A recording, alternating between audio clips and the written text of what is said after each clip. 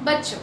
इसके पहले मैंने इकोनॉमिक्स के चैप्टर 3 मुद्रा और साख का पहला वीडियो बताया था आपको, जिसमें हमने वस्तु विनिमय प्रणाली क्या है, आवश्यकताओं के दोहरे संयोग से हम क्या समझते हैं, मुद्रा के विभिन्न रूप, इन सबों की चर्चा की थी और बैंक को भी जाना था कि बैंक किस प्रकार हम बैंक में अपना पैसा जमा करते हैं और बैंक में जब भी चाहें हम अपने पैसे को निकासी भी कर सकते हैं, जिसे मांग जमा कहते हैं। तो आज मैं इसी को ही विस्तार पूर्वक जो है आगे जो है चर्चा करूंगी। आज हम लोग जानेंगे कि बैंकों की ऋण संबंधी क्या गतिविधियां हैं,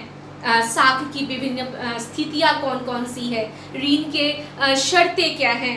साख के विभिन्न स्रोत कौन कौन से हैं, स्वयं सहायता समूह, इन सब बातों पर जो है हम चर्चा करेंगे। मेरे बच्चों, आप मेरी बातों को ध्यानपूर्वक सुनेंगे।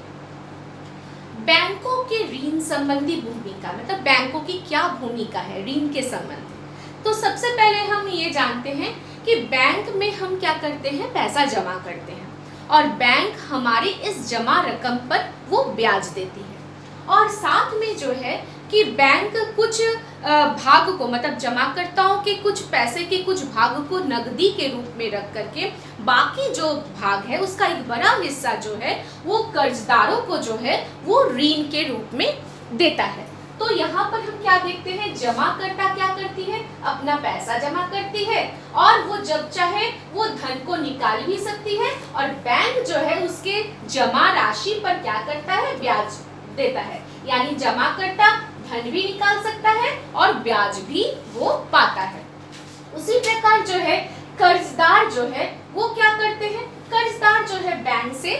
ऋण जो है वो लेते हैं और उसके बदले ऋण लेते हैं और बैंक को वो क्या करते हैं, बैंक को वो ब्याज देते हैं। तो बैंक में क्या होता है, ये जो जमाकर्ताओं को ब्याज देना और कर्जदारों से ब्याज लेना, ये लेना और देना, इन दोनों के बीच का जो अंतर होता है वही जो है बैंकों के आय का प्रमुख स्रोत होता है। अब हम जानेंगे कि साख क्या है। साख कहो या ऋण या उधार, ये एक ऐसी सहमति है जिसके अंतर्गत जो है वो साहूकार जो है वो जो ऋणदार है या जो कर्जदार है उसको पैसा देता है या कोई धन देता है, वस्तुएं देता है। यानी उधारी का तात्पर्य, साख, ऋण या उधार का तात्पर्य एक ऐसी सहमति है जिसमें साहूकार जो कर्जदार है उसको वस्तुएं या सेवाएं या धन उपलब्ध कराता है एक निश्चित अवधि के अंतर्गत, जिसके तहत वो निश्चित अवधि पूरा हो जाने के बाद कर्जदार जो है उस रकम को भुगतान करने का वादा करता है। अब यहाँ प्रश्न आता है कि साख में क्या कौन कौन सी स्थितियां जो है देखने को मिलती है। तो साख में पॉजिटिव सिचुएशन और नेगेटिव सिचुएशन, यानी ऋण के दोनों स्थिति ही देखने को मिलते हैं। तो सबसे पहले मैं पॉजिटिव सिचुएशन, ऋण की जो सकारात्मक भूमिका है उस पर मैं बातचीत करूंगी, उसको मैं समझाऊंगी आपको एक उदाहरण द्वारा। आप मेरी बातों को ध्यान से सुने। एक जूता निर्माता है और वो जूता बनाता है। अब कोई बड़ा व्यापारी उसके पास आता है और उसे 3000 जोड़ी जूते का ऑर्डर देता है और उसे कहता है कि आपको जो है 1 महीने के अंदर जो है वो जूते तैयार करके आपको देना है। चूंकि ये ऑर्डर काफी बड़ा है तो ऐसे में जूता निर्माता को क्या सबसे जरूरत होगा कि अधिक से अधिक कच्चा माल खरीदना होगा, चमड़ा वगैरह खरीदना होगा या सिलाई का जो सामान है उसको खरीदना होगा। साथ ही उसे इतने हेवी अमाउंट का ये जो ऑर्डर उसे मिला है उसको सही समय पर पूरा करने के लिए उसे अतिरिक्त श्रमिकों की भी आवश्यकता होगी। तो ऐसे में वो 2 जगह से जो है, 2 स्रोतों से वो ऋण की प्राप्ति करता है। सबसे पहले वो कच्चे माल वाले के पास जाता है और उसको कहता है कि आप मुझे कच्चे माल जो है वो उपलब्ध करा दे, मैं इसका भुगतान बाद में कर दूंगा। तो यहाँ पर वो एक उधारी लेता है दूसरा वो क्या करता है, जिसने उससे जो जूता व्यापारी 3000 जोड़ी जूते का ऑर्डर दिया है, उससे वो 1000 जोड़ी जूते का एडवांस वो पहले ही ले लेता है, उसकी राशि को वो पहले ले लेता है। इससे वो क्या करता है, इससे वो अपने श्रमिकों का भुगतान करता है और आवश्यक चीज़ों को खरीदता है, और साथ में वो व्यापारी को ये आश्वासन देता है कि 1 महीना के पहले ही वो जो है इन 3000 जोड़ी जूते को तैयार करके उसे उपलब्ध करा देगा। और होता भी यही है, वो सही समय पर उपलब्ध भी करा देता है, जिसके तहत उसे पैसा मिलता है, वो अपनी सारी उधारी को वो पूरा कर देता है और उसे मुनाफा भी होता है। तो इस प्रकार हम क्या देखते हैं, क्रियाशील पूंजी की आवश्यकता को पूरा करने के लिए साख जो है यहाँ एक सकारात्मक भूमिका निभाती है। अब हम बात करते हैं कि ऋण की नकारात्मक भूमिका कौन सी है, इसे भी एक हम उदाहरण द्वारा स्पष्ट करते हैं। सपना नाम की एक छोटी किसान है, वो उसके पास जो है 3 एकड़ की एक भूमि है, जहां पर वो मूंगफली की खेती करती है, और उस खेती करने से पहले उस गांव के एक साहूकार से वो पैसे लेती है कर्ज के रूप में, और कहती है कि जैसे ही फसल का उत्पादन पूरा हो जाएगा वो उसके कर्ज के रकम को वो लौटा देगी। लेकिन क्या होता है कि फसल पकने के पूर्व ज्यों ही फसल पकने का टाइम होता है, वैसे ही क्या है, टिड्डों का आक्रमण होता है, जिससे कि सारी फसलें उसके बर्बाद हो जाते हैं। ऐसे में वो क्या होता है, वो साहूकार की जो कर्ज ली हुई जो राशि है उस साल उसका भुगतान नहीं कर पाती है। अगले साल वो पुनः साहूकार से कर्ज के रूप में पैसा लेती है, लेकिन फसल का उत्पादन आशा के अनुरूप नहीं हो पाता है, जिसके कारण जो है कि वो साहूकार का जो है कर्ज का पूरा रकम जो है वो लौटा नहीं पाती है, और अंततः एक समय ऐसा होता है कि वो धीरे धीरे कर्ज के जाल में फंसते जाती है, और बाद में उसे क्या करना पड़ता है, उसके भूमि का ही एक भाग जो है उसे बेचना पड़ता है। तो ये क्या हुआ, ये हुआ ऋण की नकारात्मक भूमिका, कि कैसे जो सपना जैसी छोटी किसान जो है कर्ज देते देते या कर्ज न देने के कारण जो है धीरे धीरे वो कर्ज के जाल में, ट्रैप में जो है वो फंसते जाती है। तो इस प्रकार ऋण लेना उपयोगी है या नहीं, ये सारे जो है परिस्थितियों से होने वाले खतरे या हानि पर निर्भर करते हैं, साथ ही जो है सहयोगियों के मानसिकता पर भी निर्भर करता है कि सहयोगी जो है उसे कितना सपोर्ट करता है। तो ये हुआ ऋण की सकारात्मक और ऋणात्मक भूमिका। अब हम जानेंगे ऋण की शर्तें क्या है। ऋण की सबसे पहली शर्त होती है ब्याज दर। ऋण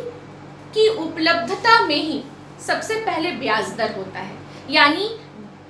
इसमें जो है जो कर्जदार होता है वो मूलधन तो वापस करता ही है, साथ में उसे ब्याज की दर के साथ भी उसे वो लौटाना पड़ता है, यानी ब्याज की दर जो है ऋण की सबसे जरूरी शर्त होती है। दूसरा जो होता है वो है समर्थक ऋणधार। ये क्या होता है, इसके अंतर्गत क्या होता है कि जो लोग कर्ज देते हैं उन्हें अपनी इमारत या भूमि या भवन या गाड़ी या पशु या बैंक में उनके जो निवेश होते हैं, बैंक में जो जमा पूंजी होती है, उसको जो है गारंटी के रूप में रखना पड़ता है, कि निकट भविष्य में मान लो कि अगर कर्जदार जो है ऋण की अदायगी नहीं कर पाता है, ऋण जो है उधारी को चुकता नहीं कर पाता है, तो इसमें क्या होता है कि ऋणदाता को उसके इन जितने भी गारंटी के जो भी वो सामानों को इसमें लिखा रहता है उसको जो है लेने का पूरा अधिकार होता है ऋणदाताओं को, और उसको बेचने का भी पूरा अधिकार होता है। तो इस प्रकार ब्याज दर, समर्थक ऋणधार, भुगतान के तरीके, आवश्यक कागजात, ये जो है ऋण की पहली शर्तें होती है, ऋण की आवश्यक शर्तें होती है। अब हम बात करेंगे कि भारत में साख के कौन कौन से स्रोत हैं। तो भारत में साख के जो स्रोत है उसे 2 भागों में बांटा गया है। एक है औपचारिक साख के स्रोत, दूसरा है अनौपचारिक साख के स्रोत। औपचारिक साख के स्रोत जैसे कि बैंक, सहकारी समितियां, ये सारे जो हैं वो औपचारिक साख के स्रोत हैं। और अनौपचारिक साख के स्रोत के अंतर्गत आते हैं जैसे साहूकार, रिश्तेदार, मित्र या जो है भूस्वामी, जो जितने भी अन्य हैं, ये सारे जो हैं जमींदार, तो ये जो है सब अनौपचारिक साख के स्रोत के अंतर्गत आते हैं। आप यहाँ पर देखोगे एक पाई चार्ट मैंने यहाँ पर एक बाण बनाया है जो कि वर्ष 2012 में भारत में 1000 ग्रामीण परिवारों के जो है वो साख के स्रोत को दर्शा रहा है। इसमें हम देख रहे हैं कि यहाँ हम जानेंगे कि सबसे ज्यादा जो है ऋण वो औपचारिक साख से प्राप्त हो रही है, अनौपचारिक साख के से प्राप्त हो रही है, जानेंगे। क्योंकि अभी भी भारत में कुछ ऐसे दुर्गम क्षेत्र हैं जहाँ पर जो है बैंक की स्थापना नहीं हो पाई है, बैंक नहीं है वहाँ पर। तो ऐसे इन जगहों में जो है चूँकि बैंक नहीं है, कोई अन्य सहकारी समितियाँ नहीं हैं, तो मजबूरीवश जो है वहाँ के लोगों को उसी के गांव के वही क्षेत्र के में या वही गांव में ही जहाँ पर कोई बैंक वगैरह नहीं है, वह महाजन या साहूकार या अन्य अनौपचारिक साख के जो स्रोत हैं उनसे जो है ऋण लेना पड़ता है। परंतु चूंकि इन पर सरकार का, इन अनौपचारिक साख के स्रोत पर सरकार का कोई हस्तक्षेप नहीं होता है, इसलिए क्या करते हैं, ब्याज की दर को ऊंचा रखते हैं और जिसके कारण जो है इनको बहुत अधिक ब्याज की दर को है जो है देना पड़ता है। जबकि औपचारिक साख के स्रोत जैसे बैंक, सहकारी समितियां, बैंक जितने भी विभिन्न व्यावसायिक बैंक है वो अपना नकद कोष का क्या अनुपात रखता है, वो सारी गतिविधियों पर, ये व्यावसायिक बैंक की सारी गतिविधियों जैसे ब्याज की दर क्या है ना, नकद कोष का अनुपात क्या है, कहीं बैंक जो है सिर्फ बड़े व्यापारी को ही तो ऋण नहीं दे रहा है, क्या वो छोटे किसानों को ऋण उपलब्ध करा रही है, छोटे व्यापारी को वो ऋण दे रही है। यानी कि इन सारी गतिविधियों पर जो है RBI, reserve bank of India, इन बैंकों पर नजर रखता है। तो इस प्रकार जो है यहाँ की बैंक के दर को हम घटा बढ़ा नहीं सकते हैं, ये सब जो है तय करता है आरबीआई, यानी कि सरकार का इन बैंकों पर नजर रहता है। इसलिए मेरा मानना है कि भारत में और भी अधिक जो है बैंक जो है खोले जाने चाहिए, सहकारी समितियां खोले जाने चाहिए, ताकि लोगों को अधिक से अधिक जो है वो ऋण जो है मिले। तो इस प्रकार हम देखते हैं कि साख के जो है ये सब जो है स्रोत हैं, औपचारिक साख के स्रोत और अनौपचारिक साख के स्रोत। इसी में मैं बात करूंगी स्वयं सहायता समूह। ये स्वयं सहायता समूह में क्या होता है कि अभी मैंने बात किया कि कुछ दुर्गम क्षेत्र होते हैं या कुछ ग्रामीण जगह ऐसे हैं जहां पर अभी तक जो है बैंक पहुंच नहीं पाया है। तो बैंक चूंकि पहुंच नहीं पाया है तो ऐसे में वहाँ की महिलाओं द्वारा या पुरुष भी, ज़्यादातर महिलाएं हैं जो है छोटे छोटे ग्रुप बनाकर, यानी कि यही सदस्य की संख्या 15-20 सदस्य संख्या मिला करके वो दैनिक भी हो सकता है या मंथली, मासिक भी हो सकता है, वो क्या करती है प्रतिदिन या मंथली रूप में 15-20 रुपए, 15 से 20 रुपए, 50 रुपए, 100 रुपया करके वो एक जगह जमा करती है इसलिए कि मान लो कि किसी को अगर कर्ज की जरूरत हुई तो इस जगह से, इस संस्था से जो है वो ले सकती है और अपनी आवश्यकताओं को पूरा कर सकती है। छोटी आवश्यकता, मान लो कि खेती कार्य करने के लिए कुछ आवश्यक कृषि निवेश की जरूरत हुई या कुछ छोटा उद्योग अगर वो खो रही है उसके लिए कुछ कच्चा माल खरीदने की ज़रूरत हुई, तो ये सब जो है छोटा छोटा जो कृषि निवेश है या छोटे उद्यमियों के लिए जो कच्चे माल वगैरह है, तो ये सब निवेश की पूर्ति जो है इसके माध्यम से होती है। तो इस प्रकार हम कह सकते हैं कि ये जो स्वयं सहायता समूह जो है वो महिलाओं को आर्थिक रूप से स्वावलंबी बना रही है, उनको जो है वो आत्मनिर्भर बना रही है। और एक तरह से हम कहेंगे कि इस प्रकार की जो स्वयं सहायता समूह है वो जो है ऋण के विकास में कहो या देश की आर्थिक विकास में भी कहो, ये बढ़ चढ़ करके हिस्सा ले रही है। तो बच्चों, आज मैंने इस पूरे चैप्टर में ये मुद्रा और साख चैप्टर को मैंने समाप्त कर दिया है और आज मैंने जो डिस्कस किया है वो है बैंकों के ऋण संबंधी गतिविधियां, जिसमें मैंने ये चर्चा की है कि किस प्रकार जो है जमा करता है, जो अपने बैंक में जमा करता है अपना पैसा, और बैंक जो है कुछ पैसा नकदी रूप में रख करके बाकी पैसे को वो किसको दे देता है, बाकी एक बड़ा हिस्सा को वो किसको दे देता है, कर्जदारों को दे देता है। और जमाकर्ता को बैंक में जो जमा धन होता है उस पर उसको ब्याज मिलता है। साथ में जो कर्जदार है उसको वो पैसा लेता है बैंक से, लेकिन वो अपना मूलधन तो वापस करता ही है, जो पैसा उसने लिया एक निश्चित अवधि के बाद वो पैसा वापस तो करता ही है, साथ में वो क्या करता है, उस पर वो इंटरेस्ट भी, ब्याज भी देता है। तो ये मैंने पढ़ा कि किस प्रकार जो है बैंकों के ये ब्याज देना और ब्याज लेना, इन दोनों के बीच का जो अंतर होता है वही बैंकों के आय का प्रमुख स्रोत है। तो मैंने आज जो है बैंकों की जो ऋण संबंधी गतिविधियां हैं उस पर बातचीत की, फिर साख क्या है उस पर बातचीत किया, साथ में साख के विभिन्न स्थिति, सकारात्मक स्थिति, ऋणात्मक स्थिति, उसके बाद ऋण के शर्तें क्या हैं,